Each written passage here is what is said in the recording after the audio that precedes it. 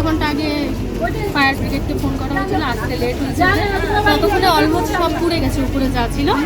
তো মাঝাবাড়ি এলাকায় একটি বাড়ির ওপরে থাকা চেয়ার টেবিলের গোডাউনে হঠাৎই অগ্নিকাণ্ডের ঘটনায় চাঞ্চল্য। ঘটনাটি ঘটেছে শুক্রবার দুপুর নাগাদ। এলাকাবাসীরা ওই বাড়ি থেকে কালো ধোঁয়া দেখতে পেয়ে দমকলে খবর দেন। খবর পেয়ে ঘটনাস্থলে পৌঁছয় দমকল কর্মীরা ও ৮০ ঘর ফাঁড়ির পুলিশ। পুরো ঘটনার তদন্ত শুরু হয়েছে। তো আমাদের বাড়ির সামনে, আমি বাপের বাড়িতে আসছি, আমার বিয়ে হয়েছে দূরে।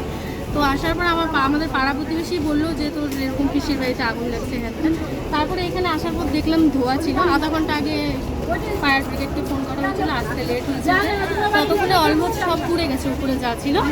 তো মানুষ ওরা সবাই নিচে ছিল, ওরা সবাই বেরিয়ে গেছে। তারপরে এখানে আসার পর ওরা ঠিক বলতে পারছে না কীভাবে আগুনটা লেগে। উপরে কিছু না, চেয়ার টেবিল, ওদের যেহেতু বিজনেস, তো চেয়ার টেবিলগুলো উপরে ছিল, হয়তো ওগুলোই সব জিনিস পুড়ে গেছে। সব টিন ফিন যা ছিল সব গলে গেছে, সবই পুড়ে গেছে। ওগুলো পুড়ে যাওয়ার পর আর এখন আমরা যতটা জানতে পারলাম, ওরা কেউ বলতে পারছে না ঠিকঠাক যে কীভাবে আগুনটা লেগেছে। যেহেতু উপরে মৌচাকের বাসা ছিল, এরকম ঠিক আমি বলতে পারবো না সঠিক, যেহেতু আমি থাকি না। তো আমি এখানে আসার পর যতটুকু আমি জানতে পারলাম, ওপরে ছেলেপেলেরা কাজ করছিল, যেহেতু কারখানা আছে, তারাই মৌচাকের বাসাটা বলতে পারবো না, সেটা আমি ঠিক জানি না। মৌচাকের বাসাটাতে আমি ওটা ঠিক বলতে পারবো না ঠিক। তো ওইখানে আসার পর এটাই আমি দেখলাম। আর এখন শোনা যাচ্ছে ওরা ঠিক সঠিক বলতে পারছে না যে মৌচাকের থেকেই হলো নাকি সে থেকে হলো, সেটা ওরা। শিলিগুড়ি থেকে দেবিকা দত্তের রিপোর্ট, নিউজ মেট্রো।